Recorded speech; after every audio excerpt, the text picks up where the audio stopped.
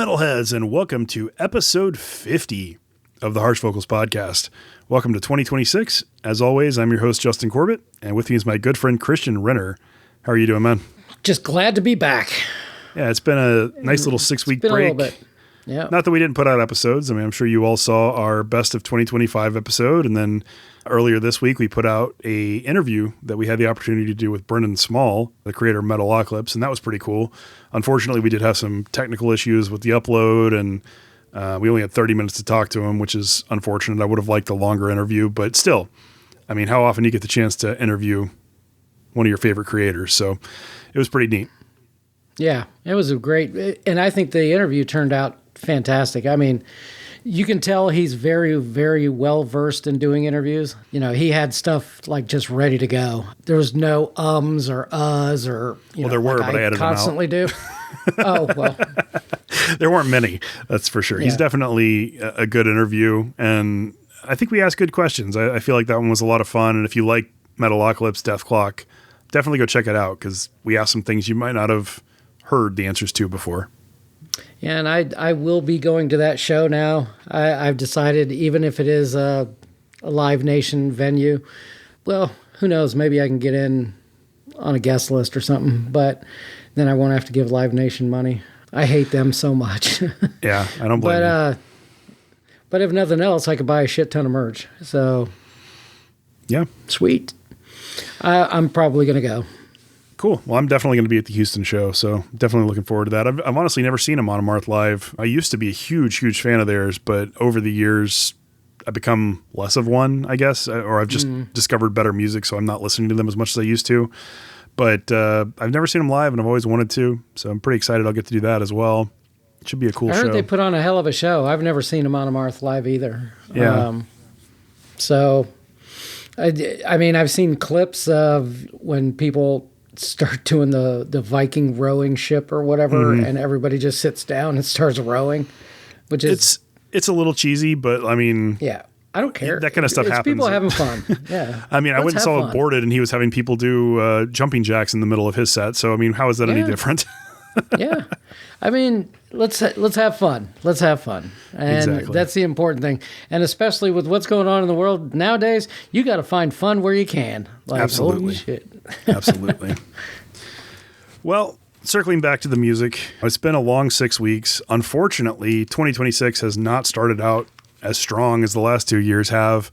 Of our 8 albums that we're going to talk about today, only 2 of them are from this year. The other 4 are from the last 4 weeks of 2025. And even my honorable mentions, I think it's the same way. It's mostly stuff that was really good that came out in December rather than stuff that's come out so far in January. There is a lot of good stuff on the horizon, and we've gotten promos for a lot of the big albums we're looking forward to, and there's a couple of those that are album of the year contenders already for me. But what has actually released has been kind of underwhelming so far this year. Yeah. Well, until this last Friday, when that new creator came out, just spoiler warning, it's going to be a pick for me on the next episode. There's no way it's not. It could be one of the best creator albums in maybe 15 years. I mean, I even like it. Maybe? I don't think it's perfect. Yeah. I think the first track and the last track aren't great, and I kind of don't know why they're even on the album, let alone leading and closing it. But everything in the middle is really good. It's definitely a solid album. We'll talk a lot more about it on the next episode. But let's get into what you guys are here for. Let's dive into our picks for this episode. So first up, we have Christian. All right. My first pick is the band Enshine, their new album Elevation. We have Death Doom from Sweden and France. This is their 3rd album, and they are unsigned. The track that I picked is Reignite, and it's just super catchy. There's no other reason for it, but this is one of the best Death Doom albums I've heard in a very long time. Agreed. It doesn't stay in that slow tempo all the time, which you got to vary it up a little bit. And I think that's what drew me to it quite a bit. And speaking of that, the atmosphere on this album is just stunning. And the melodic depth is about as good as I've ever heard in this genre. You get some incredible emotional ambiance coming from some incredible guitar work. The guitars on this are so good. There's a reason for that. I mean, the guitarist, I believe, is the same guitarist from the band Fractal Gates. Oh shit! And I'm a big fan of their music, so it makes a lot of sense. Holy shit! I did not know that. And I mean, yeah, they have phenomenal guitar work.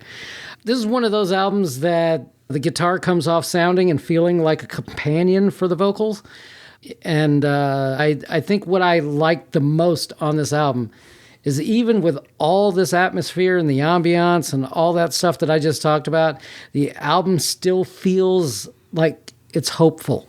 And this is something that I've really been needing lately, because a lot of death doom kind of wallows in the doom. But this album, especially with the guitar work, actually sounded a little bit brighter. And I think that's what really drew me to it. Yeah, I agree. I mean, this is classified as melodic death doom, but I think it leans way heavier into the mellow death side than it does the doom elements. There are slow moments that are needed and bridge those melodic death sections really well. There's definitely a brighter tone to the whole thing, which I can appreciate exactly what you're saying about it, because that's what I enjoyed about it as well. I have not been a fan of a death doom album in quite a while.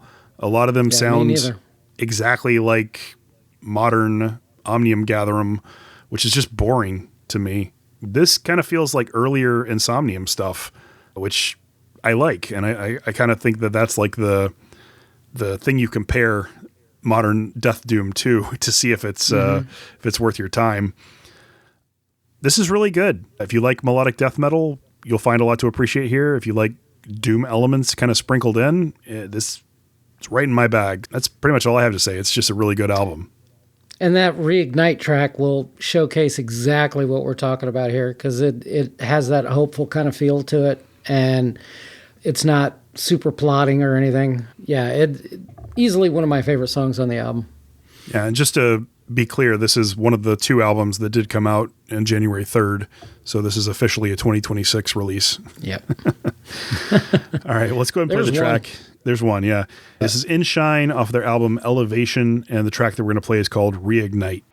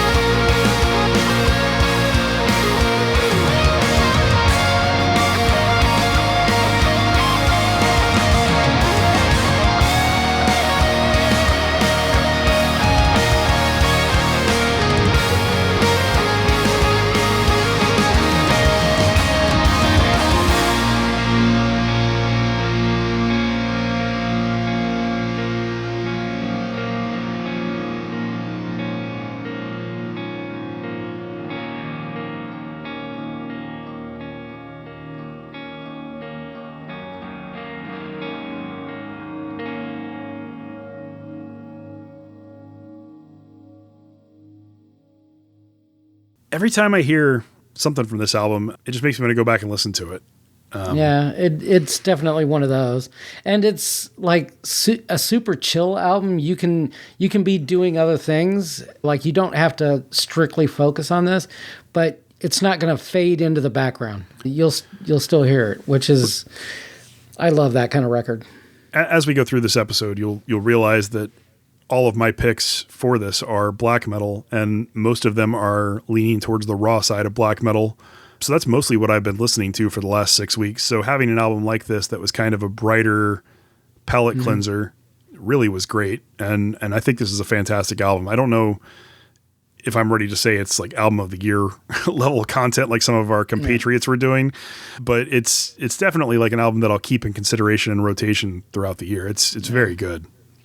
Yeah, me as well. I think the final rating I gave on it was a 9.2. So, Solid. it's gonna be in my list at least at the end of the year of stuff that I need to re-listen to. Cool. All right. Well, moving on to my first pick of the episode. This is the band Fullmoon, Rite, and they put out an album called Ad Lucifer Aeternum Gloriam. The track that I chose to play is called Geisterwald Act 2. And in the parentheses, it says, I'm Bann des Teufelsvogels. Now, since Christian speaks German, I'm expecting him to translate all that for me. What does that title mean? You're going to have to tell me that again. I was looking at my notes for this one. It's Geisterwald Act 2. I'm Bann des Teufelsvogels. I'm gonna have to look that up. All right, Geisterwald. Geist is ghost, so it's like Ghost Forest Act 2. Okay. Because Wald is forest. So, right. Yeah. There we go. And then what about the part in parentheses? Teufelsvogels means devil's vocals. Or no, devil bird. Vogel is bird. So there you go. Devil bird. That's kind of weird. Interesting. Well, anyways, this is black metal from Germany, in case you couldn't tell. The second full-length album since 2022. This is the solo project of a guy named Patrick Gaja. They're an unsigned band, very raw, very cold, atmospheric kind of black metal. Lots of melody, but I wouldn't really dare to call it melodic black metal. It almost is like classic, pure black metal, just with melodic elements built in. The album is very catchy in a way that like it just grabs a hold of you and doesn't let go. And when you're not listening to it, you're thinking about it. And when you are listening to it, you just want to keep listening to it over and over again. I returned to this over and over throughout this cycle. And I know, Christian, you did too. You really like this album. Yeah. And you're not even that big of a fan of the rawer kind of sound. No, I am not. But this one here definitely got its hooks into me. I mean, I'm kind of insane with putting a rating on everything, but this album got a 9.5 for me. If you would not have picked this, I would have. And that's saying something considering it's got that lo-fi fucking production, which I'm usually not a fan of. But man, this is so good. A lot like another album that I'm going to be talking about. This right away would have been a pick for me. After the first listen, yeah, this would have absolutely been a pick. And it was very hard for me to choose which song to play for this, actually, because this is one of those albums where the sum is greater than the parts. It's one where you listen from the first song all the way through the album. It really benefits you to actively listen to it. Picking like just one song to kind of highlight all the elements that are in this was tough. But I feel like this is the song that best represents the whole album. So I hope you guys enjoy it. Again, this is Fullmoon, Rite, off the album Ad Lucifer Aeternum Gloriam. And the track is Geisterwald, Act 2, Im Bann des Teufelsvogels. Devil Bird. Die Teufelsvogel.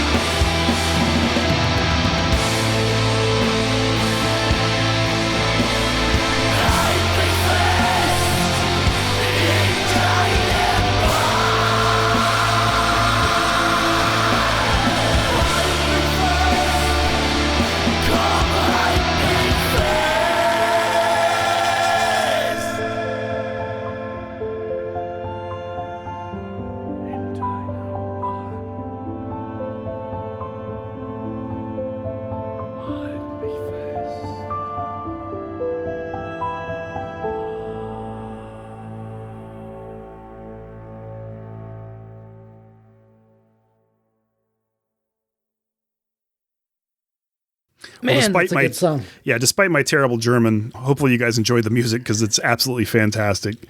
And just so you know, that whole album is absolutely fantastic. I like that one a lot. Yeah. It really is. But that one came out December 19th, so it's not a real contender for anything this year. If it had come out earlier in the year, it probably would have made my top 100 list somewhere because I could see it being pretty high up there if I listened to it more throughout the year. Yeah, if I would have had more time with it, it might have even cracked my top 30, to be honest. Because, I mean, giving it a 9.5, there were albums in my top 30 that did not get a 9.5. Yeah, it kind of says everything you need to know that, you know, even with the lo-fi production, I was all about this record. Yeah. It's really, really well done. Yeah, I agree. All right, well, moving on. The next pick is Christian's. All right, we have the band Struck a Nerve, and they have a self-titled album. This here's thrash from Norwich, UK. This is their debut, and they are on Listenable Records. The track that I picked is The Knife Scrapes the Bone. And man, this thing just starts off with you not even getting a chance to take a break before it kicks in and doesn't let up for the next 32 minutes. This whole album just fucking, it starts fast and it ends fast and it's fast in the middle. They're not fucking around. If it's thrash and I'm raving about it, that means we have some incredible riffs. So let me look. Check, and boy, do we have some lightning fast riffs, crushing rhythms and aggressive vocals that instantly remind you of Sodom mixed with a little bit of Slayer.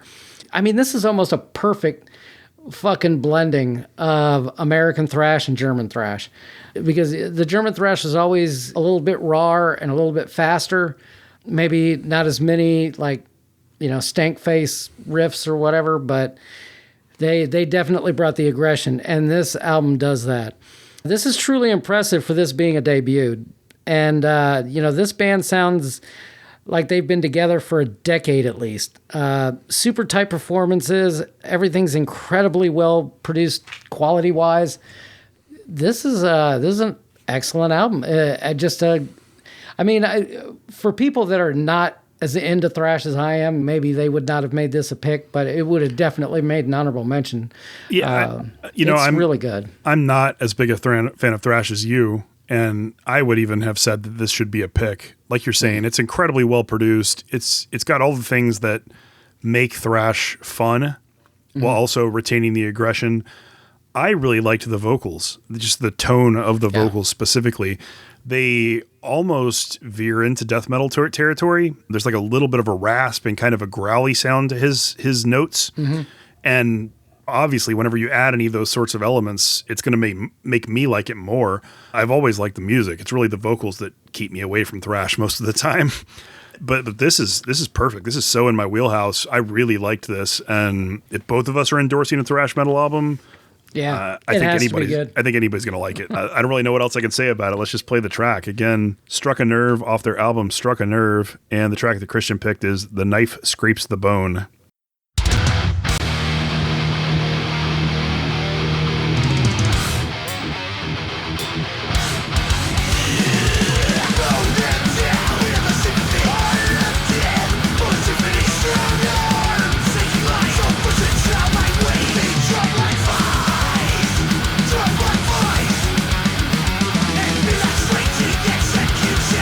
Execution by solution, lighting the flame.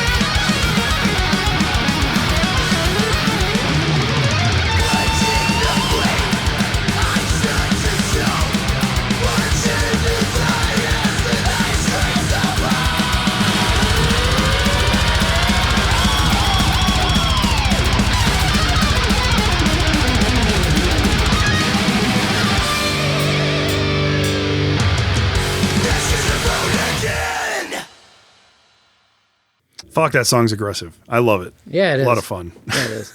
You can definitely hear the Slayer in there. Oh, yeah. Especially in that song. It made me smile. Yeah, me too. I wish I had found this earlier. This one actually came out November 28th of last year after we recorded our last episode, and I somehow didn't hear it until this morning. So it slipped through the cracks, and then I knew you had mentioned it, but I've just been so busy, and there was so much else to listen to. Yeah. When you said it was going to be a pick, I said, well, I've got to listen to it. And so I did this morning, and it's just fantastic. So I'll definitely revisit it more in the next few weeks. It's a great album. Agreed. All right, so moving on to my next pick. This is the band Arcane Frost, and they put out an album called Knight's Cavalry. Black metal from Germany, their debut album, but they've been around since 2015. I guess they spent a lot of time perfecting their sound because what a debut.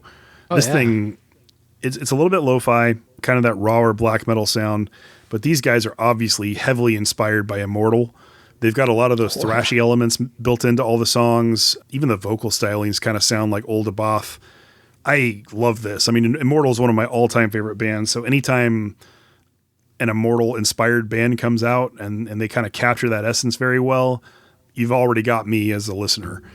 And Christian, too, I think.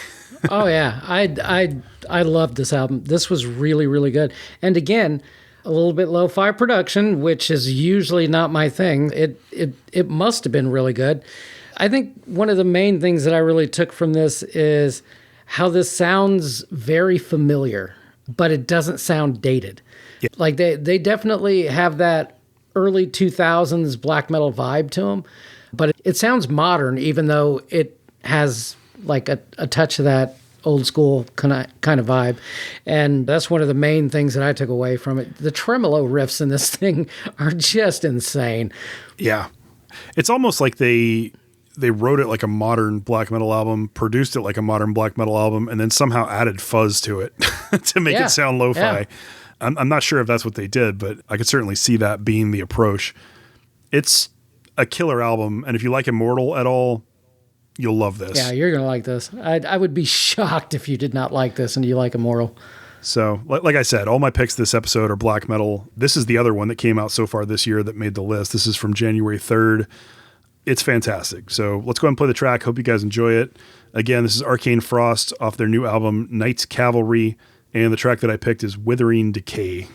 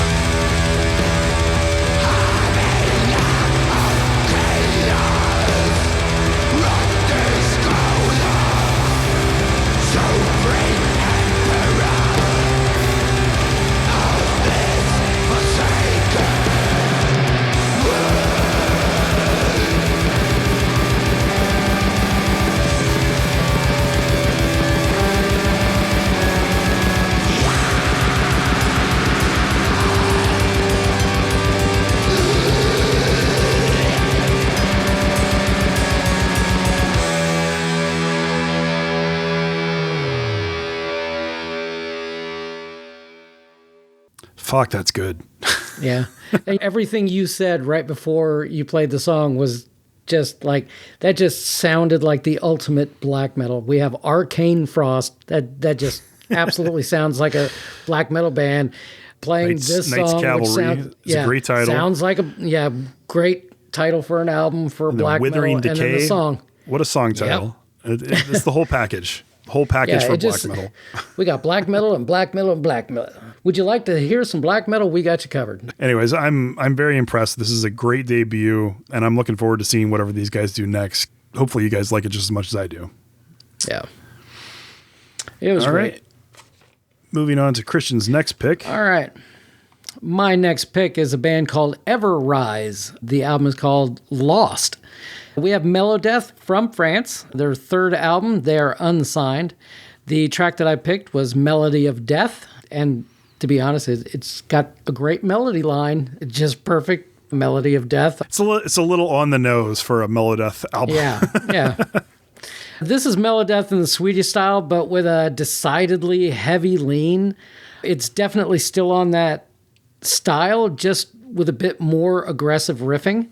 You can definitely tell this is Melodeath, but it damn near falls into some thrash riffing here and there.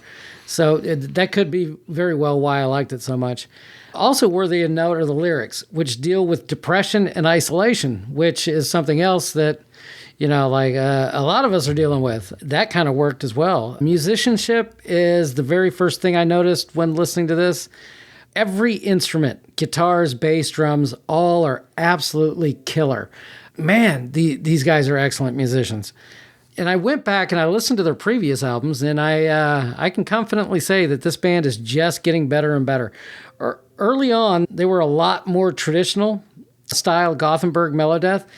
And unlike most bands that lighten up their sound as their career progresses, EverRise did the opposite. They simply leaned into the aggression.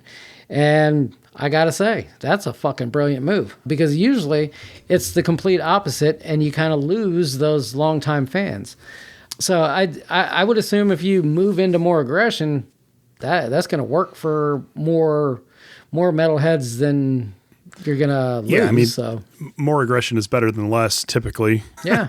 we talk all the time about softening sounds and things like that to gain mass appeal, and it's definitely not the right way to go for most bands.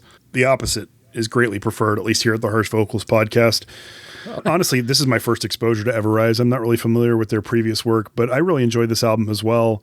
Everything you said about it, I agree with. It's really solid melodic death metal with a lot of aggressive tendencies. It does venture into thrash territory.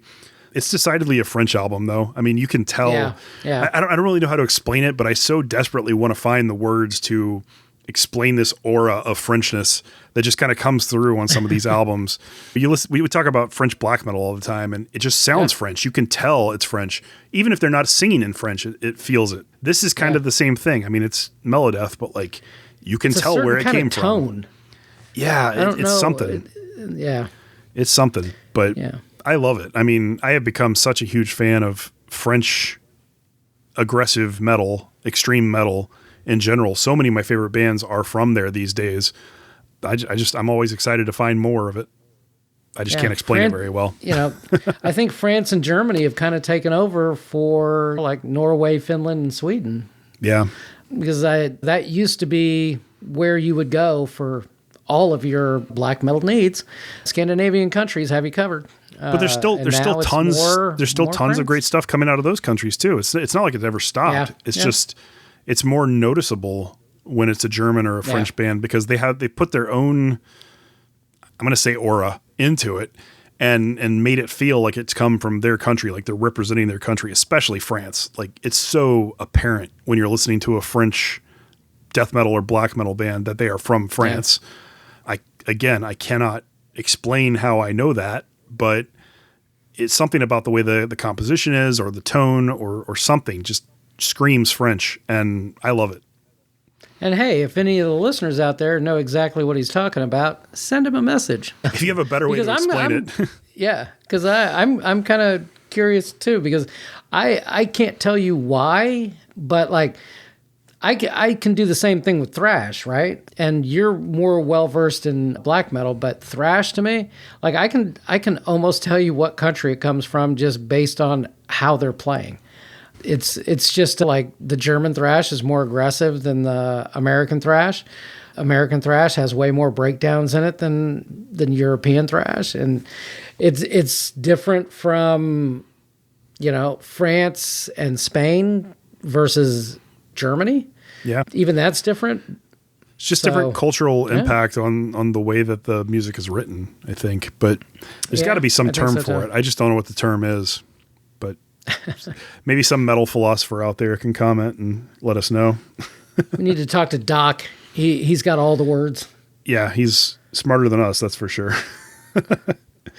All right, well, let's go ahead and play the track. Again, this is EverRise off their album Lost, and the track is Melody of Death.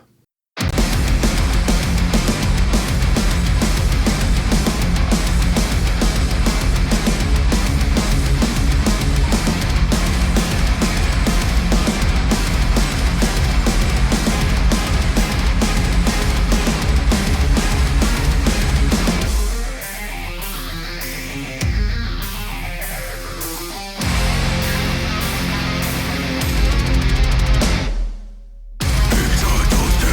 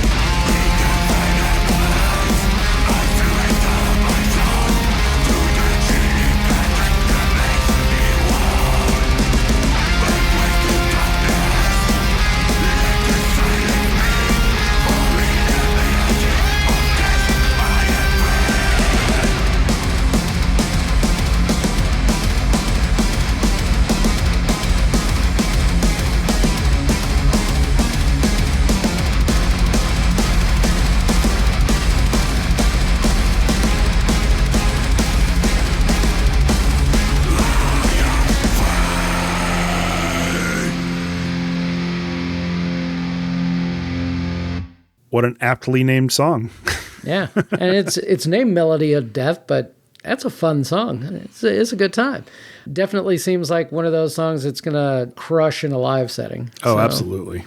Absolutely. Yeah.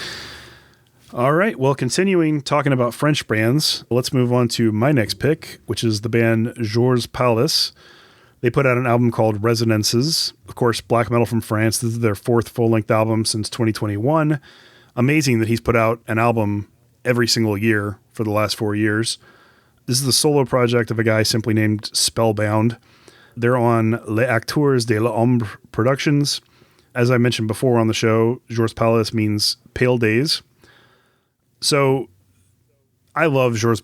They're post-black metal with a little bit of kind of a shouted kind of vocal styling, sort of akin to what you hear in Harakiri from the Sky, but definitely with like a French tint to it, as we're talking about. Very emotional, powerful songs. Makes you feel when you're listening to it.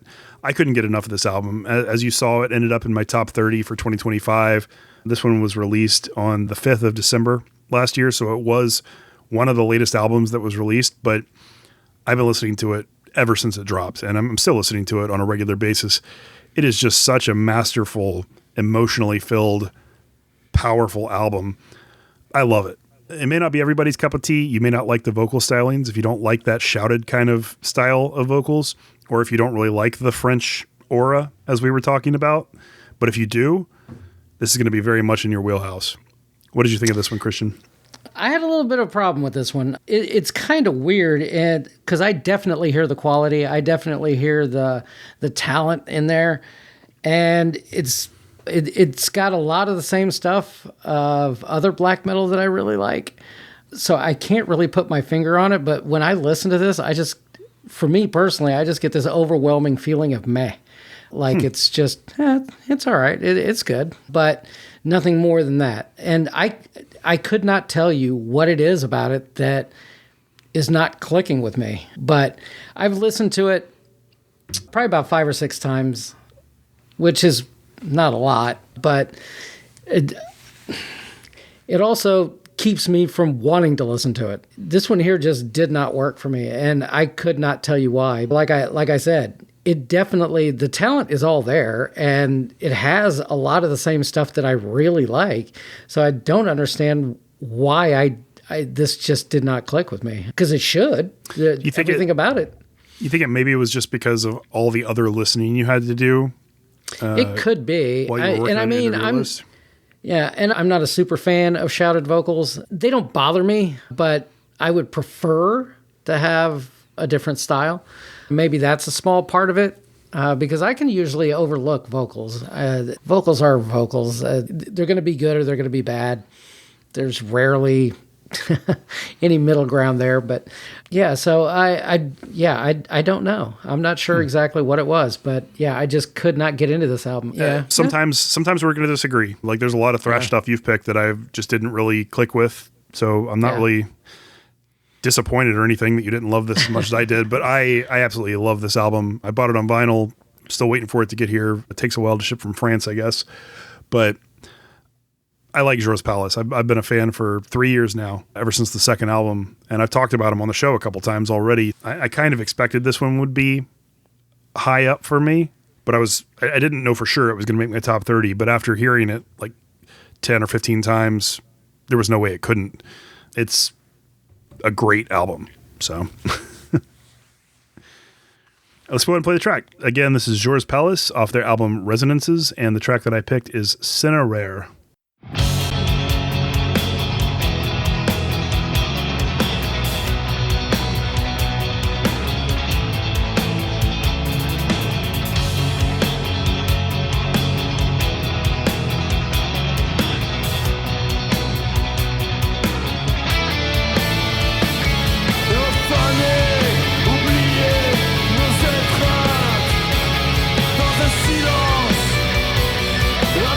Impossible.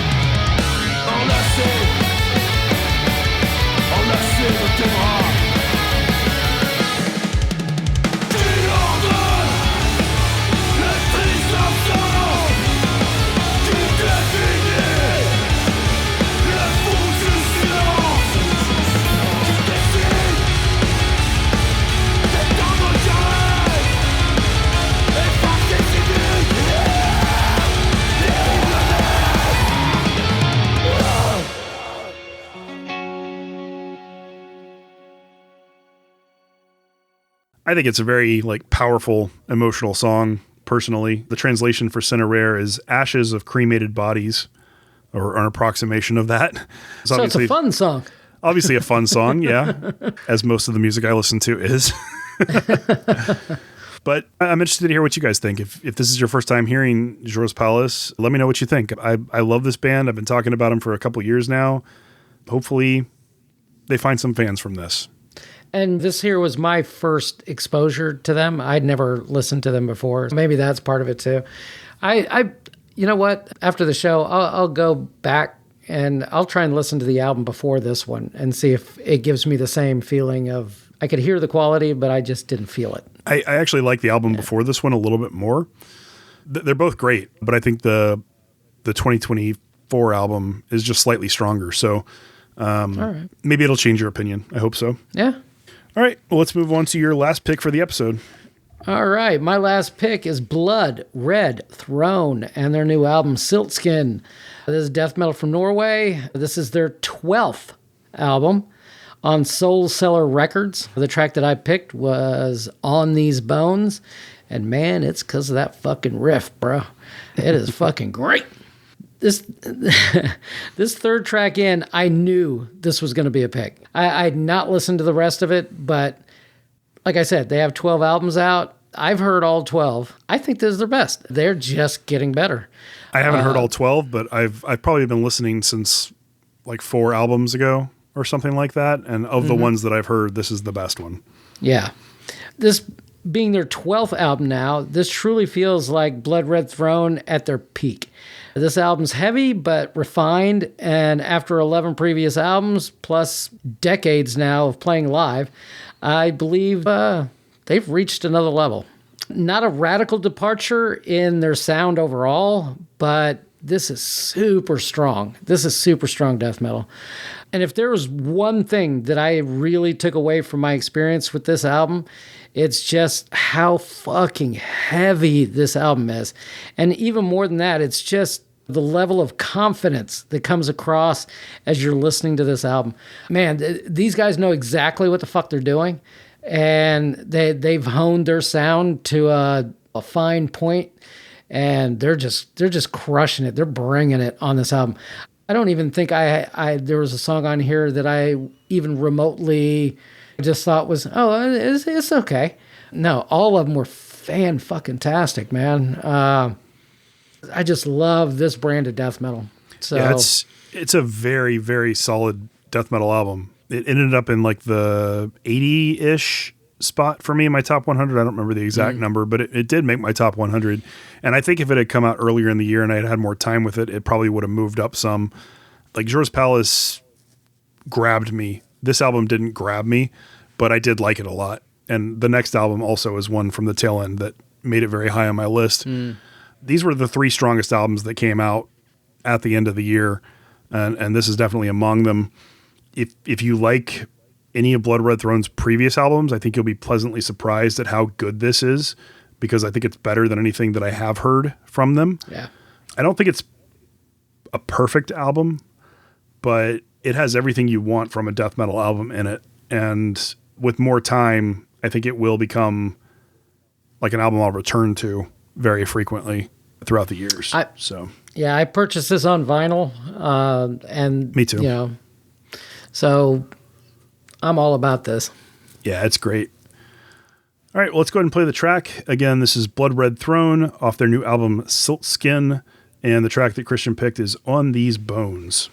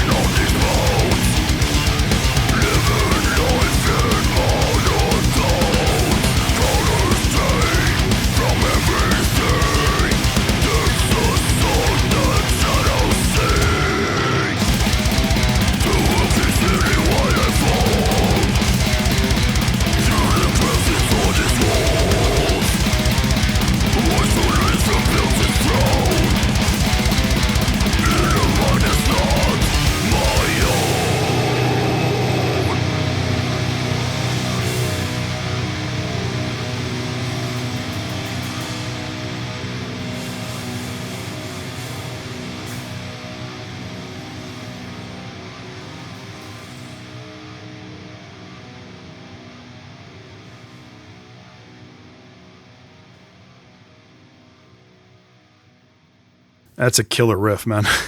Yeah, it is. Yeah. I mean, like I said, I've listened to every single one of their albums, and this is pretty hands down their best album. I really don't think it's really that close either. I mean, they've definitely gotten better as they've gone along. As bands should. 12th album? Yeah. Bands should keep improving as they go along. And I mean, hopefully the next album will blow this one out of the water. Unless, of course, your name is Metallica, and then maybe not. All right. Well, let's go ahead and move on to our final pick of the episode. And I think that we can both agree that this is the strongest album that came out over the past 6-week period. This was my most anticipated album towards the end of last year. Came out on the 19th of December, so didn't really have a lot of time with it before I had to assign it somewhere in my rankings for 2025. But the band is called Bloedman, Bloedman. And the album is called Vampiric War in Blood. So this is vampire-inspired melodic black metal from Belgium, the second full-length album since 2022. It's the solo project of a guy named Ronarg, who you may be familiar with from Ars Beneficium or Cirith Gorgor. It's his side project, basically, on Immortal Frost Productions. So I discovered Bloedman towards the end of 2023 when the first album came out, which is called Castle Inside the Eclipse. And I always assumed it was an EP because that's what Spotify has it classified as. But according to Metallum and according to the owner of Immortal Frost Productions, who argued with me about it on Facebook, it's a full album. So I believe him instead of Spotify. So this is their second full-length album, and both of them are absolutely fantastic. If you like melodic black metal in the style of Emperor at all, you're going to love this. It's very modern sounding, sort of like Stormkeep, sort of like Moonlight Sorcery, but it has that kind of classic feel that you get from like In the Nightside Eclipse, similarly named album from Emperor. Keyboards add that element of like that vampiric sort of sound. I don't know why I equate keyboards to like the vampiric black metal stuff, but I do. It works really well here. It's extremely well produced. The keyboards are not overbearing in any of the songs, which I know is usually Christian's issue with them, is like they make them so prevalent. They just accentuate things here. It's a really, really well written album. If you like melodic black metal at all, you will love this. I guarantee it. I absolutely love this as well. And a part of it is I couldn't even find like 10 seconds of bloat on this thing. There is none. It's just strong from the very beginning. And like you were saying, this is the best album to come out in this stretch that we call kind of the dead zone. And during that stretch, so much so, I think given more time, this could easily be very high up on my end of year list. It just came out way too late. This probably would have cracked the top 10. That's how much I like this album. And again, we say this a lot, but this is another case of an album that just gets better the more you listen to it. Mm-hmm. You'll find stuff on the 10th listen that you didn't hear on the fucking second listen.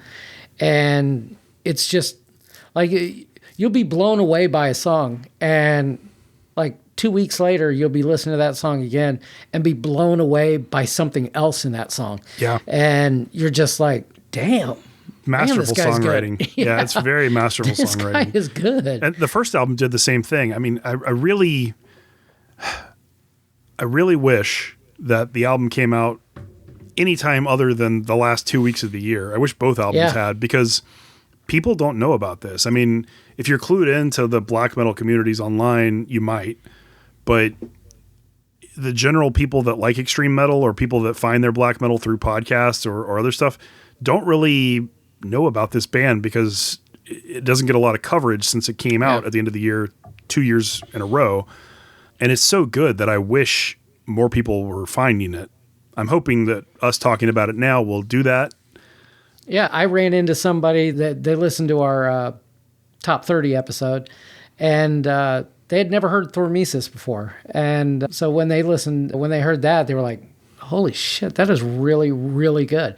And we run into that all the time, where there are these incredible bands out there, and even metalheads, for the most part, don't know them, which... Even our podcaster friends. I mean, we have we have a big chat with other podcasters and YouTubers, and we talk about music constantly. We find stuff that they've never heard. We're constantly turning them on to stuff because, I mean, it's almost impossible to listen to everything that comes out it's very hard for even us to just listen to all the extreme metal that comes out, let alone, power metal, heavy metal, doom metal. I mean, luckily our friends kind of cover that side of it that we don't. Yeah. So we do hear about whatever the best albums are from those genres and we get to listen to them, but we do the same thing for them with the extreme metal stuff. And we're constantly bringing stuff to their attention that just they never heard of or slipped under their radar. And I mean, these are people that spend as much time on it as we do. Yeah. And these bands should definitely have an audience. Music is like, there's a bunch of people my age that just insist the 80s, that was it. And I don't give a fuck who wants to hear it, but hey, the music today is better than it was in the 80s. And I don't even think it's that close. It's not. I mean, the technology has just improved so much. Like, instruments have improved, recording technology's improved, mixing, mastering is significantly better than it ever could have been back then. And I think the musicians are just simply better. Yeah, and there's so much more to draw inspiration from than what they had back then. I mean, it's cool that the people in the 70s and 80s were pioneering stuff and coming up with all these ideas just from the ether without really like any inspiration to draw from other bands. But even though some music is derivative these days, there's a lot of people that are getting inspired by their bands and then creating something completely unique that has just fresh takes on certain sounds. And I'm constantly impressed with the music of today. You're right. It's better today than it's ever been. And I'm pretty sure 50 years from now, it'll be better than it is today. I think so too. And I'm going to be sad that I'll probably be dead. So, well, maybe there's a way to listen to music in the nothingness. Who knows? Maybe. That'd be awesome, man. Like they say energy never dies, right? Yeah, there you go. I'll just keep floating around. I'll just imagine all the shows you can go to. Yeah. Man, that'd be awesome. I hope ghosts are real so I can come back as a ghost and go to concerts. Yeah, no shit. All right, well, let's go ahead and play the track. Again, this is Blowed Man off of Vampiric War and Blood, and the track that I picked is What a Horrible Night to Have a Curse. Love that title.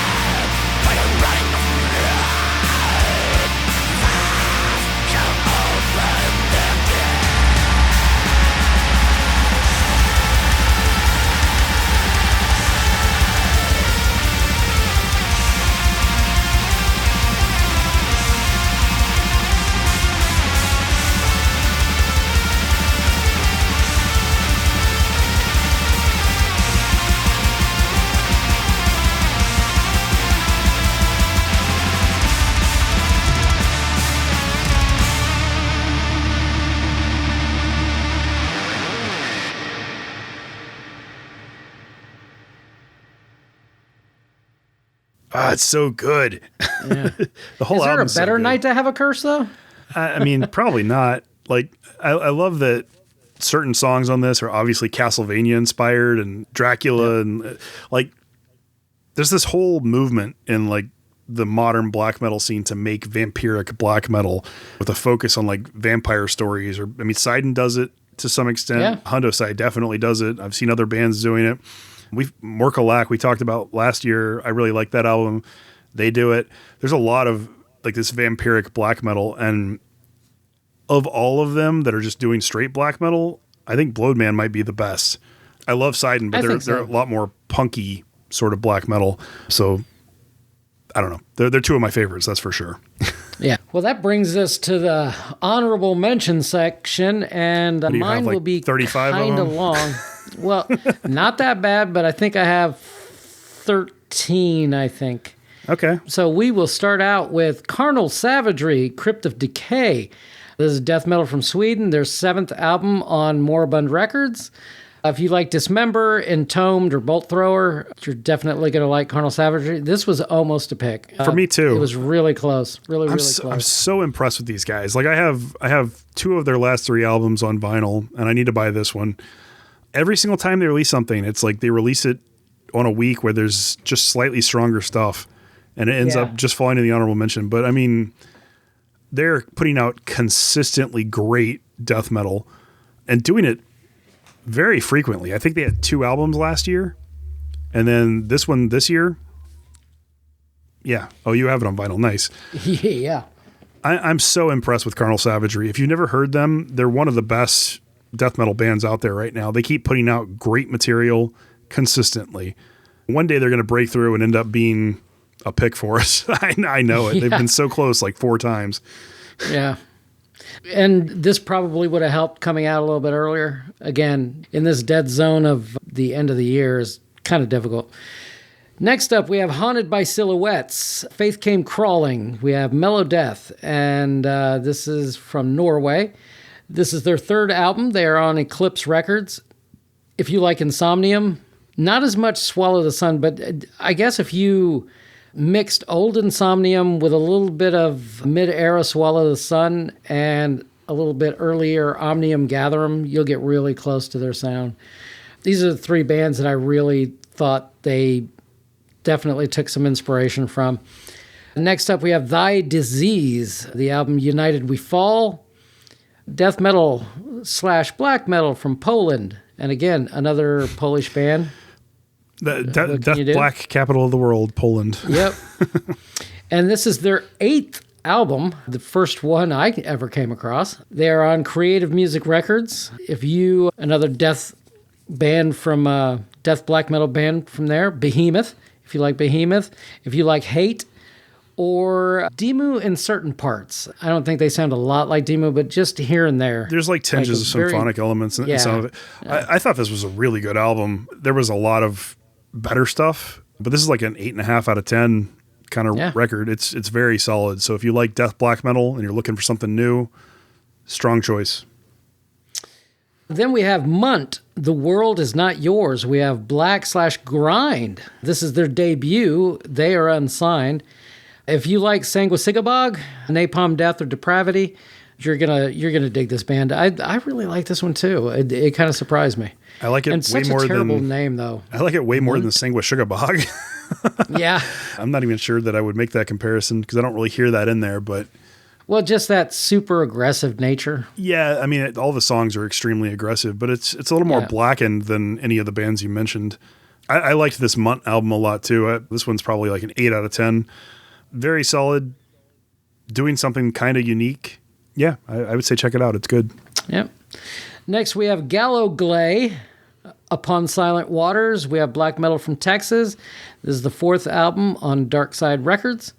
If you like Gorgoroth, Migla, or Watain, you're going to dig these guys. This one surprised the fuck out of me, too. It's very epic sounding black metal. Yeah. I love that album, to be honest. I return to that one more than some of the other honorable mentions I have, even.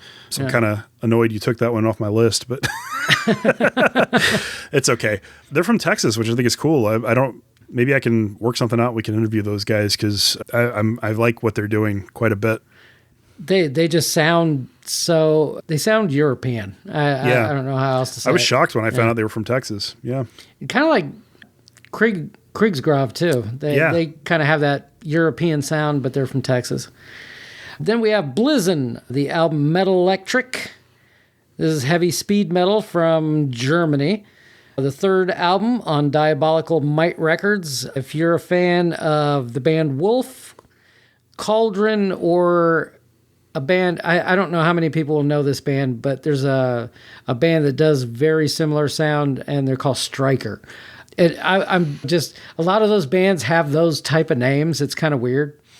But if you like any of the ones that I just mentioned, if you like any sort of heavy speed metal, you're going to dig this. The vocals may not be for everybody. I'll say that up front. They weren't for me. Yeah. Yeah, there you go. Then we have Death from Above, Reckoning of the Damned. We have death metal from France. Again, this sounds exactly like death metal from France. It does. The second album on Great Dane Records. If you dig Asphyx, Grave, or Malevolent Creation, you're going to dig this band. Then we have Trigger. Now, this one here was a little bit weird. Trigger. I mean, when you hear the name Trigger, you're thinking just straight up heavy metal. Yeah, I would think so. For some odd reason, yeah. Or thrash, well, maybe. The album is called The Waking Beast. This is death metal from Russia. Their fifth album on Coyote Records. And they're heavy death. So, like, if you like Ingested, Aborted, Decapitated, anything ED, you're probably going to like this. Anything with an ED at the end, you're probably going to like this. So you're saying they should have been called Triggered. Yeah, Triggered. Yeah, would have worked. Next up, we have Tremolo, and I am going to butcher this. Evangelo do Canote, maybe? Sure. Yeah. We have Black Thrash from Switzerland. This is their debut. They are on Tapeworm Records. If you like Possessed or a little bit of Septic Flesh, I would say. There's definitely a little bit of that over-the-top kind of sound that Septic Flesh uses, and Septic Flesh is one of my favorite bands. Yeah, this was going to be an easy like for me. Next, we have Streams of Blood, Vermalidite. This is black metal from Germany. This is their fifth album. They are on Hidden Art Records. And if you like Agrippni, Dark Funeral, or Naglfar. This album, I feel like it's bloated. And that's the only thing holding it back. There are so many fucking incredible moments on this album, but you got to wade through some bloat to get to them. Yeah. If they could edit just slightly, man, these guys. If they could edit like Agrippni. Yeah, if you could edit like Agrippni does, this would be such a good album. Yeah. It's right there. It's fucking right there. And that's, as you're listening to it, you notice it. And you're just like, man, you take that off and fuck, that's a much better song. And yeah. But it's still good for what it is. It's still very good for what it is. Yeah. Still a lot better than a lot of people put out. So we're honest about things here. I mean, it's just a little bloated. Then next we have coming to the end. We have Consumer, the album Consumer Society. We have thrash metal from Poland. This is their debut. They are unsigned, and I absolutely love this style. This is the style in, like, if you like Angelus Apatrida, Dustbolt, or the band Enforced, you're going to dig this Consumer album. It's bloated as well, and it has some moments in there that kind of make you scratch your head a little bit. But overall, solid album. And then finally, I know it took a long while to get here, we have the band Bullet, the album Kickstarter. I've been a fan of this band since their debut album. This is heavy metal hard rock from Sweden. The seventh album on Steam Hammer Records. And if you like Accept, Running Wild, or Saxon, there's nothing you would not like in Bullet. I will say his vocals are a little bit challenging, but if you like Accept, you're going to be fine with it because it does sound a lot like Udo, to be honest. He has that kind of high-pitched screech, which I'm sure does not make you happy. It's not for me, that's for sure. Yeah. But, yeah, solid album. And that's enough. 13 albums. In the honorable mentions, or I have 12, a little bit 12. less than that, so hopefully I'll get through mine quickly. First up for me is the band Avdagata. They put out an album called Apocalyptic Aeon. This is melodic black and death metal from Sweden, their second full-length album since 2020. This was really good. If you like melodic black death, like this was almost a pick for me. If the other black metal albums hadn't resonated with me just a little bit more, like this was probably like my sixth choice for picks on this episode. It's very strong. So if you like that melodic black death sound, don't skip that one. It's great. Next is Malefic Throne. They put out an album called The Conquering Darkness. This is death metal from Florida. Their debut album. They've been around since 2020, taken a while to perfect their sound. These guys are on Agonia Records. So there's members of Morbid Angel and Hate Eternal in this band. It's a really good death metal album. Not doing anything super groundbreaking, but just very solid, very straightforward. If you like Morbid Angel, you'll like this. Next is Infyrna, INFYRNA. They put out an album called Weltschmerz, which translates to world pain. I did it for you this time, Christian. Atmospheric black metal from Germany, their debut album. They've been together since just last year. There's absolutely no information about the band anywhere online, but the picture on Metallum does show that they're a two-piece. It's really solid atmospheric black metal. I mean, there hasn't been a lot of great Atmo black in the last few months, so I figured I'd just put it on there. If you like Atmo black, I'd say check it out. It's pretty solid. Next is Czarnina, Czarnina. They put out an album called Ossiukak Listopad, which it's Polish, and I guess it translates to something like November when the leaves fall. It's post-black metal from Poland, very emotionally driven. I liked it a lot. I feel like it's bloated, though, in places. Again, it's one of those they could like edit just a little bit more. It'd be a much stronger album, but the emotional impact of the vocals is definitely there, and I liked that one quite a bit. Next is the band Yardfield Colony, which I have no idea what that name's about. The album's called The Domestication.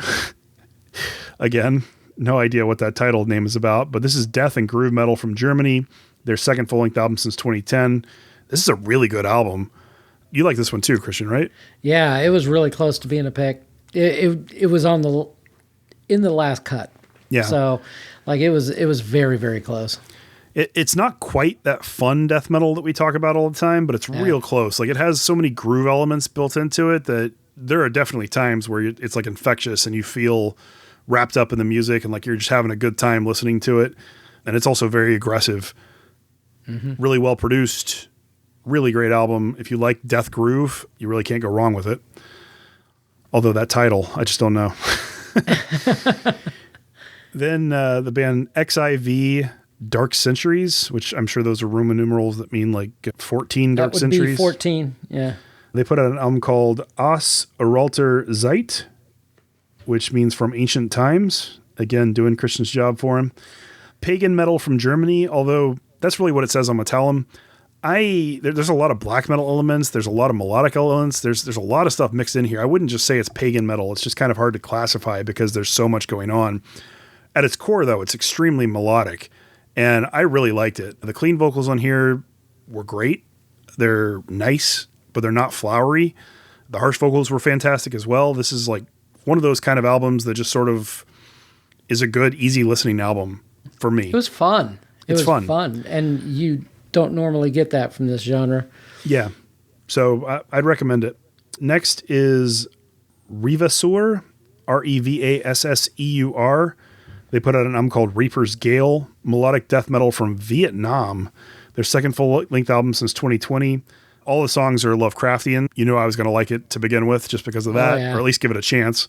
I don't think I've ever heard another like melodic death metal band from Vietnam. Can you think of any?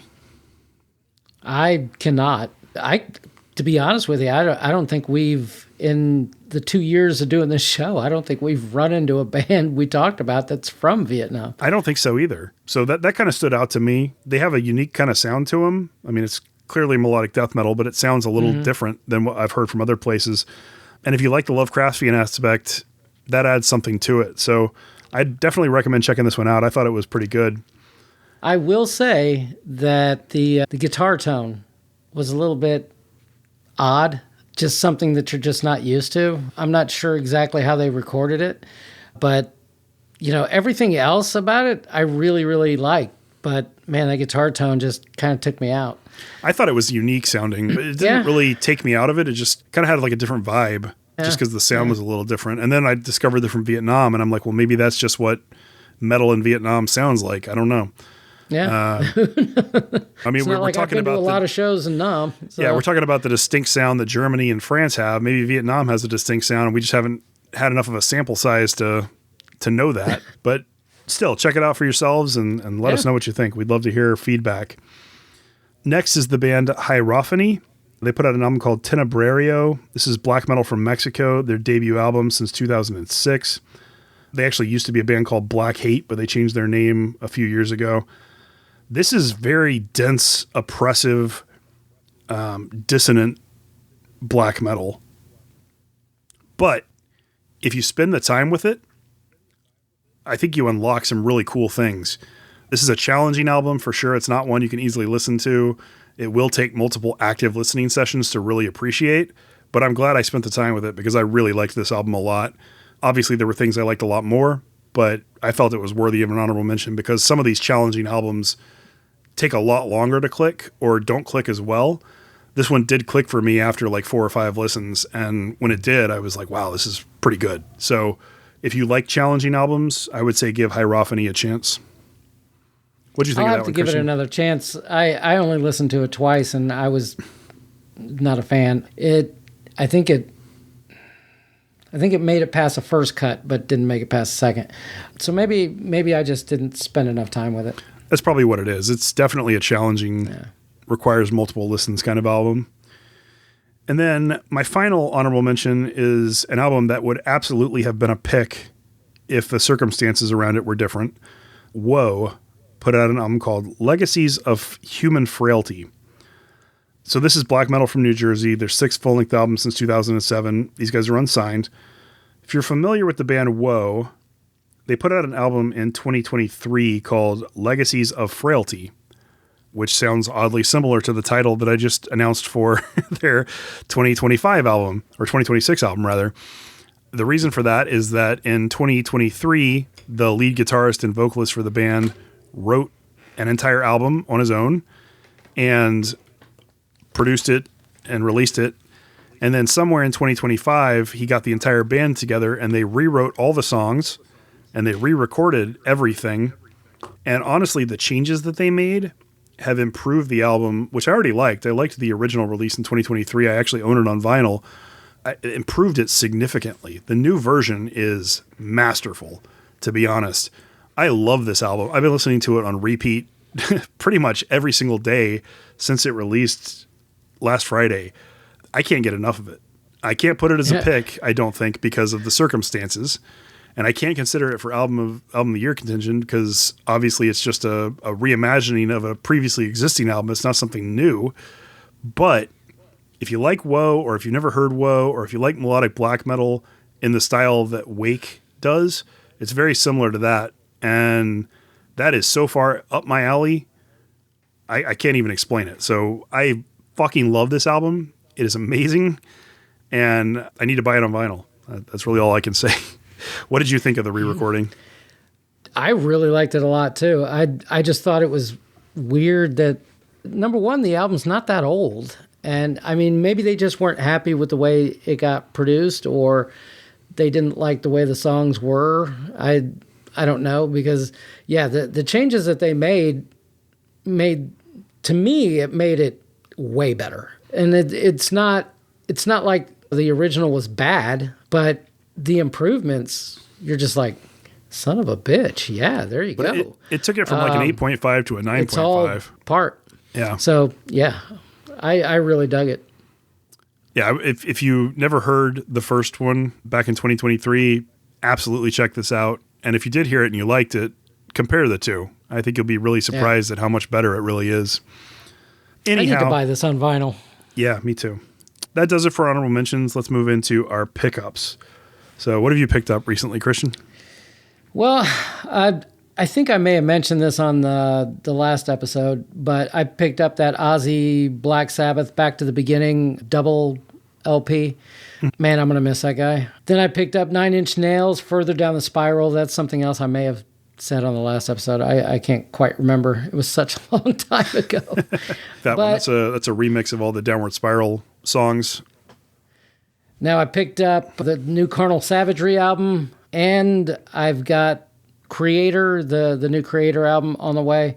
But it was supposed to be here on Friday, but it got pushed back another week. So hopefully that isn't a sign of things to come, because that's making me a little bit nervous whenever they change delivery dates. Yeah, it's a great feeling. But, and then I picked up one of the heaviest albums that you will ever hear from a metalhead. It's a debut album from Dire Straits, just called Dire Straits. The self-titled debut. It's the album that has the original version of Sultans of Swing on it. Just brutal. Yeah, you've talked about how much you love that song before. Oh, yeah. And it's actually kind of funny because my wife she works from home, and she was listening to one of the music stations or whatever off of the TV. And so it was playing in a other room, but so she could hear it. And she kept hearing this album, and man, this is fucking fantastic. Like, and she was not sure who it was. And then she went into the other room and she was like, holy shit, this is Dire Straits. And so I just had to pick that up on vinyl, and I had it actually delivered the very next day. So nice. That was nice. No delays there. Yeah, you got to love those fucking overnight deliveries. Yep. All right. Well, as for me, if you looked at my top 30 list, you'll see that one of the albums that was a later addition to it was The Victim of Fire, The Old Lie. I picked that up on Bandcamp. Killer melodic death metal album. So fucking good. I got my copy of Starer, Ancient Monuments, and Modern Sadness, and finally, The Blowed Man, Vampiric War and Blood that we just talked about. It's on the way from Immortal Frost. Hopefully it arrives in good condition. When I got my last one from them, it was broken in the mail, and they were actually really nice about it. They sent me a replacement copy, which was super cool of them. Hopefully this one arrives safe and sound. Maybe they're using better packaging this time. And then I upgraded the needle on my vinyl record player. I think we talked about that. You and I talked about that. I don't think I've mentioned it on the show. I love the new tone. It sounds amazing. And then I've done a lot of like desk upgrades recently. Got my monitors mounted and have a lot more space. And I got a new camera because I'm planning on starting with the YouTube stuff sometime this year when a week actually happens where there's 5 releases worth talking about. We haven't gotten there yet. I got a Harsh Vocals banner blanket to hang by myself, which looks pretty great. You saw it the other day. So yeah, I mean, just a few things like that. I know you did a bunch of desk upgrades yourself too. Yeah, I bought a whole brand new desk just because I'd had the same one for 15 years maybe. And this one here is bigger and has more room, and yeah, it's kind of nice. I'm liking it. I don't know why I never thought about getting a new desk. And one day I was like, you know what? Maybe I should. And yeah, I'm really liking this. I have so much more room. Man. It's a standing desk too, right? Yeah, I found out this morning when I tried to stand up to do something with the desk that my HDMI cable, when it goes, it's not long enough. It almost flipped over my tower. It's like, oh shit. So I actually have to go buy a 10-foot HDMI cable for my fucking monitor. Yeah, I've been there. I actually had my standing desk too far back against my wall once, and I have pictures over my desk. So when I moved it up, it hit the bottoms of the frames, and both of them fell off and like hit me in the head.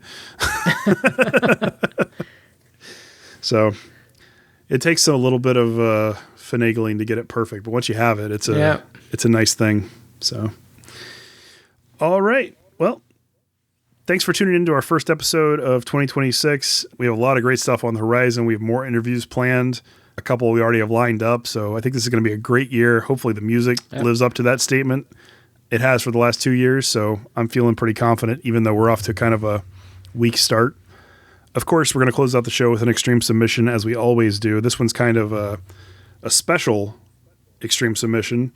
So you guys probably remember us talking about our buddy Steve, who's in the bands Negative Bliss and Am I in Trouble, and his projects on the show.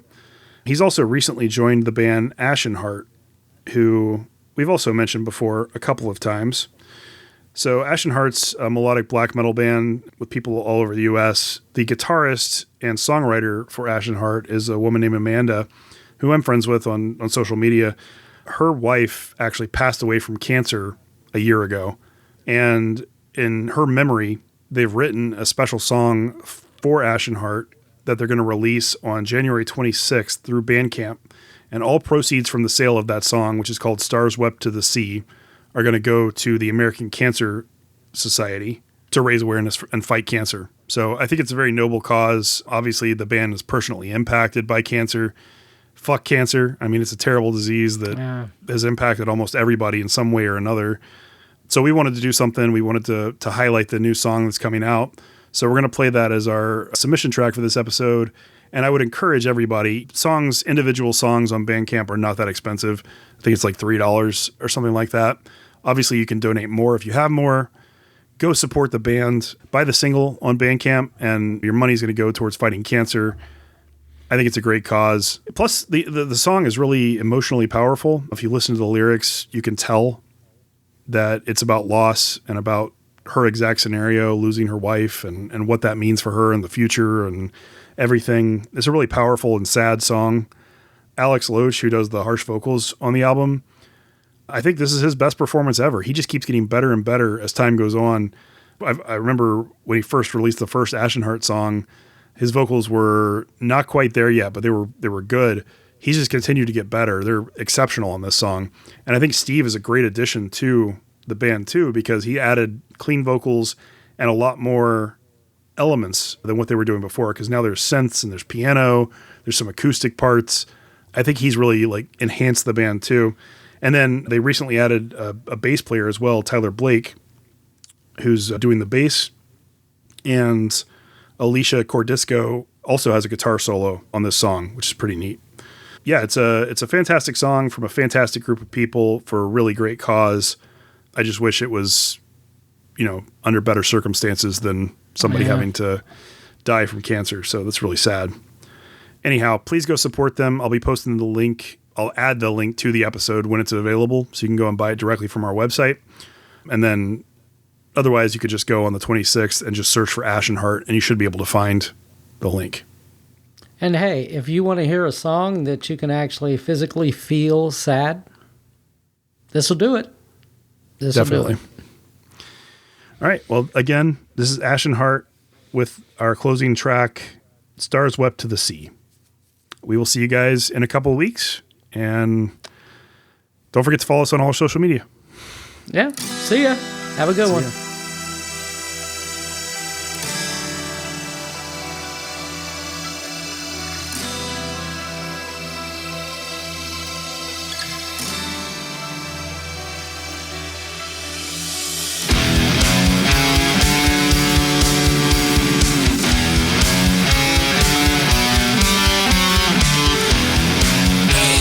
Away from the inside.